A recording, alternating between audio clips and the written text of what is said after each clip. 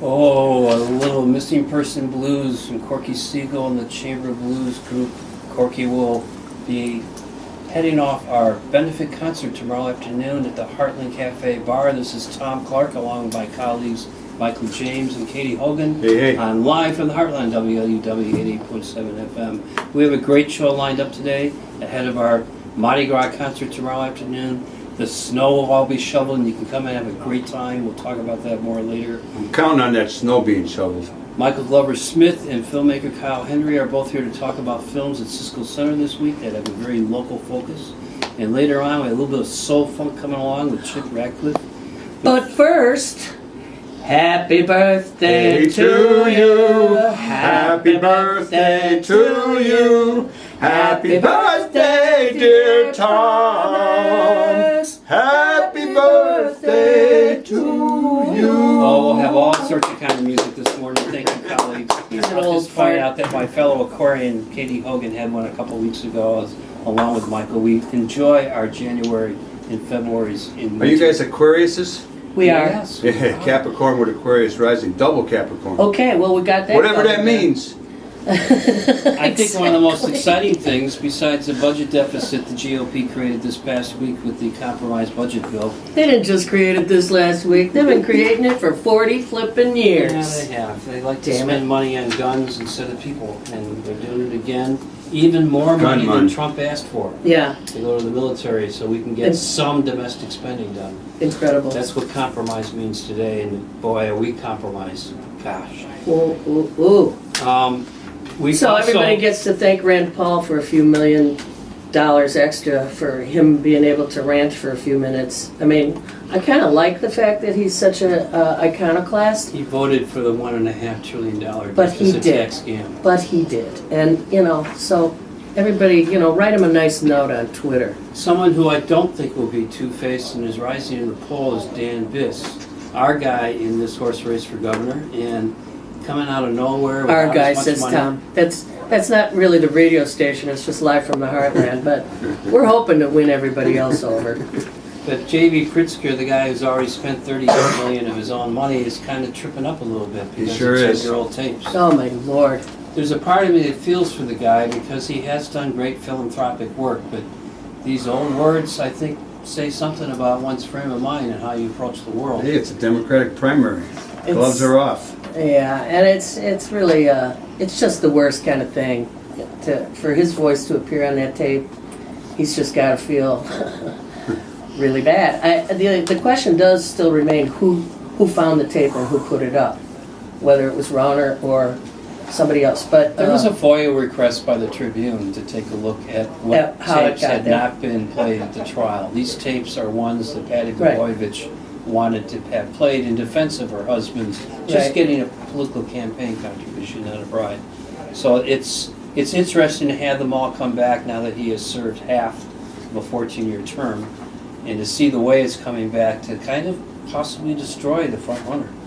Yeah. So let's get off of the depressing political news, which you. Well, that's not bad news that this is moving forward. No, that part is. Okay, let's be straight.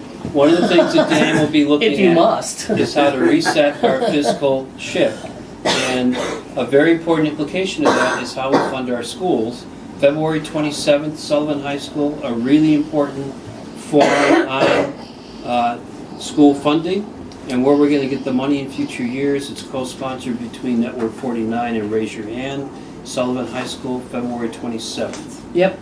That's a Tuesday. Mark that night. down. We'll mention this a couple more times, but tomorrow, on February 11th, from 3 to 7 p.m., is the third annual Mardi Gras Sunday benefit for Live from the Heartland. Lucy Smith, Corky Siegel, Bucky Hawker, Nolan Chin, our engineer, the Young Strachey All-Stars, and the original Chicago All-Stars saying Blues. It is a wonderful evening with stand champion Nicholas Barron, Jeanine Sparrow, storyteller Susan O'Halloran, a score of musicians. Hey, and two guys from Wilderness Road, Warren Running and some other guys are going to be showing up. Please warm up your winter boots and shoes and come and join us for a really great festival. No, just throw off the cabin fever. It'll be warm enough tomorrow to take a walk. Like Michael said, he's shoveling the snow. I got an all portrait of Previewing that. next week's show, we want to have a quick commercial for another community event going on in the neighborhood. We have a local school council leader and neighbor, Kyle Hillman, is here to talk about a fundraiser, a project to help bolster what's going on at Gale School. Yeah, we're raising funds right now for... Good morning, Kyle. Good morning. Nice Thanks to for have coming you. down. You're going to be here next week, too. I'm going to be here. I know the location now. So, we're raising funds for our innovative smart health clinic, which will provide free health and mental health services to all the students, the parents, and the faculty at Gale Elementary. Right now, we still have a long ways to go. We've got to raise a little bit more money, but we also need small dollars from community support. So even if you can't contribute that large dollar, $5, $10, just to show that there's support in the community, and you can do that at galegrowskids.org. GaleGrowsKids.org. Correct. And is that also a Facebook page? There is a Gale Grows Kids Facebook page, but the website has all the information, including what is a smart clinic, how the best practices, and the best how it provides return for the kids. So we're going to go into this in more detail next week, right? Yeah, absolutely. And but right now we're going to try and give you the Heartland Bump. So tell again where people can make your $5 donation. This is for kids in our neighborhood in public schools. This couldn't be more important. Where do they go? Go to galegrowskids.org. Thank you, Kyle Hillman. Thank you. More See you Have next a week. fun ride on the L, babe. See you at the party tomorrow. Right on. Well, in Chicago this week, our friends at the Gene Siskel Film Center have put together yet another jam-packed week. It's so many delectable offerings at this wonderful city institute, and we have two directors here this morning that we want to introduce their wonderful films to you about. Michael Glover Smith has made Mercury and Retrograde, a film shot mostly in Michigan, a little bit in Chicago. Welcome to Live from the Heartland. Thank you so much for having me. Hey, Michael, is this your first feature length? This is actually my second feature length. Uh-huh. The first one, Cool Apocalypse, Cool Apocalypse. came out in 2015. And this is Kind my of a cool follow-up. name. Which one do you like better? I like always the new one. Right. Mercury in Retrograde is a very cool title, especially, we brought Mercury in Retrograde to the consciousness of many Yes. over the Why don't you years. tell our listeners what Mercury and Retrograde is all how about? that came- Okay, so Because it's a death knell kind of a vibe when you read it in the... Let him tell, Michael. Let him tell what he meant. So according to people who believe in astrology, the planet Mercury rules communication, travel, and truth. And Flores, FTD. Yeah. Sorry. I had to So, throw that in. when Mercury is in retrograde, it appears to be going backwards. So communication supposedly becomes tangled. Snafus occur. Problems arise. But the main reason why I chose the title is I just thought it had a nice ring to it. I thought it sounded cool. Very good. Very good. So, Michael, you'd start out because you watched the entire film, which Well, some of us didn't get to. It was, the film takes place a lot in Michigan. There's three couples. One is an interracial couple. One is a French woman with a guy who I didn't really like, Richard, I think. He's a jerk. And Richard's main thing is he wants to play frisbee golf. And then there's another couple too. This is going to be the weirdest. So we got interview three you couples, have. and they are in a car, and they're heading off to Jack's parents' house. Jack and Goldie are the older people. They're the interracial couple, and they end up in Michigan. It seemed kind of cold to me when we went in the house. It was like, okay, what was happening? And then later on, they get into it. But they split up. The guys and the girls do different things, and they each talk about each other, and they get into their relationships. How do you see the film? What are you trying to convey with this? Well, I'm the kind of person who's just fascinated by relationships, and so I really wanted to explore the dynamics of how men and women talk to each other. And also when they sort of form two separate groups, they break up according to gender. They do. And I wanted to sort of contrast how men speak to each other when they're alone versus how women speak to each other when they're alone. Well, the guys are alone, and they're the ones that sort of say they want to be alone. They want to be alone for their frisbee golf. They want to be alone for their book club. Right. And they are discussing Dashiell Hammett's book, what's it called? The Glass Key. The Glass Key. And, I've never read it, and I haven't read Dashiell Hammett. Like I know we the love name. Dashiell's name. But in that book, they're talking about. They basically let me see if I can grab this thing. I'm lost. I'm lost in space. Well, here. the book is a hard-boiled detective novel, but it's not necessary for any viewers to have read this book in order to appreciate the book. But they talk about how cool the guy is in the book. Exactly. And how all the women love him. Well, they're really And- talking about themselves. Yeah, they're talking, and they can act terribly, and they Yes. think that's what's good. Right, exactly. And so, the impetus for this film was really, I've noticed that men tend to be super competitive with each other, even men who are friends. So by having them play disc golf, they're competitive on a physical level, and then when they talk about the book, they're competitive on an intellectual level.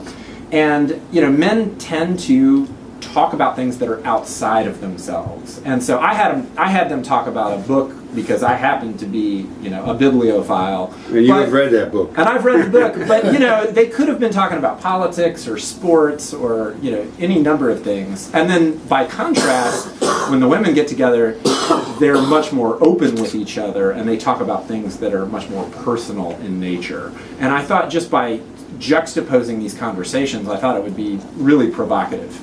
Were your actors ready to play out those perhaps gender-specific roles? Oh, absolutely. I spent a lot of time talking with them about what the themes of the film were. And, some of our actors flew in from, other parts of the country. The And Coast. this is actually a SAG film, Screen Actors Guild SAG-AFTRA, which Yeah. I thought was great. I didn't know that till. Two of our actresses, Roxanne Mesquita and Najara, they live in LA. I recognized one of them. Yeah. So they flew in the day before we shot their first scenes, but I would Skype with them in advance and kind of tell them, what I was trying to explore. So they were 100% ready by the time they arrived.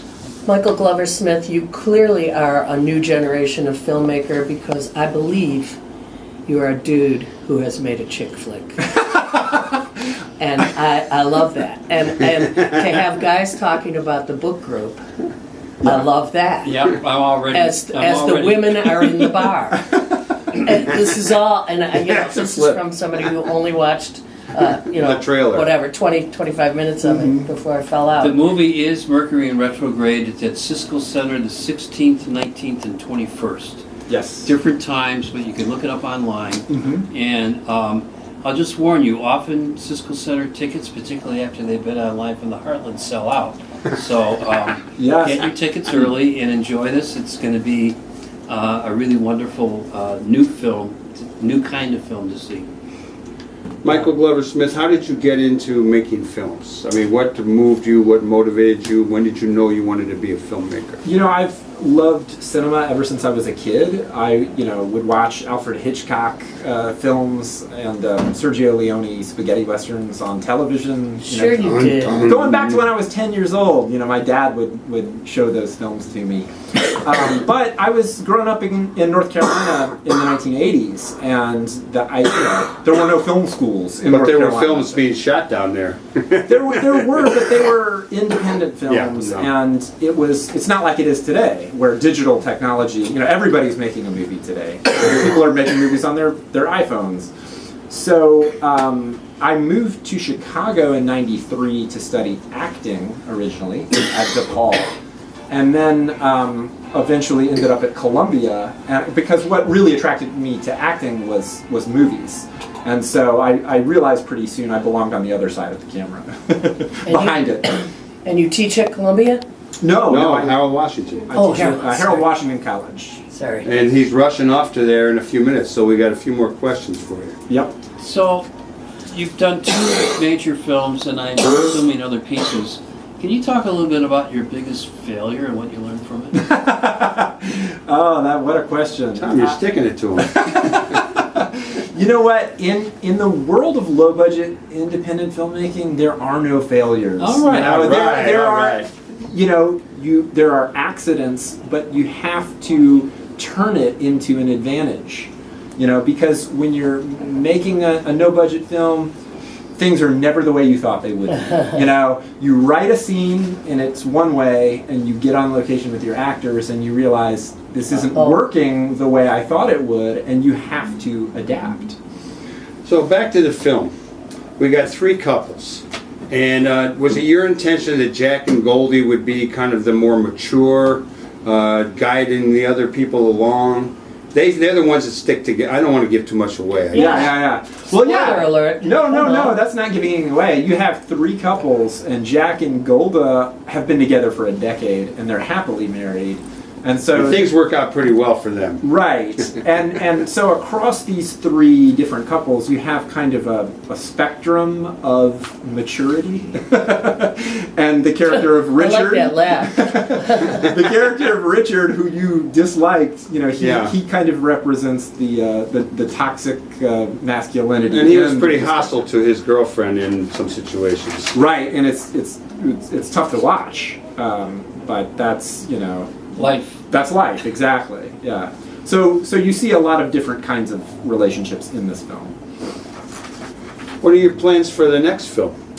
I'm working on 2 right now. Yeah. I'm producing a documentary called Roy's World, which is directed by my friend Rob Christopher, and it's going to be a documentary about the great Chicago-born writer Barry Gifford, who wrote Wild at Heart, which the basis of the David Lynch film. And that's going to be narrated by Willem Dafoe, Matt Dillon, and Lily Taylor. Oh my gosh. So that's very exciting. Should be out before the end of the year. And then I'm also writing and directing another narrative feature, which I hope to shoot in May. How do you raise money to put these films together? Because there's a lot of young filmmakers out there who are figuring out, I like to do it, but how do I do it? Well, you know, I was taught that it's vulgar to discuss finances. It is. That's why we do it on this show.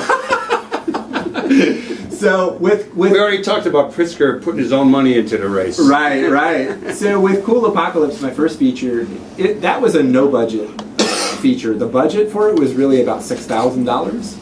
And we raised that, you know, we had an Indiegogo campaign, so it was crowdfunded. Yeah. And then the budget for Mercury was considerably higher because we were able to show Cool Apocalypse to equity investors, and so through a few private investors. Give us a little hint about your first film, what it's about. Well, it's also about relationships. Ah, you like relationships. I do. It's about. You got a few going on yourself? Well, I'm happily married. I'm like Jack in the film. But Cool Apocalypse is about 2 couples in Chicago, one of which is going on their first date, the other of which is breaking up for the final time, and it's about how their lives all intersect.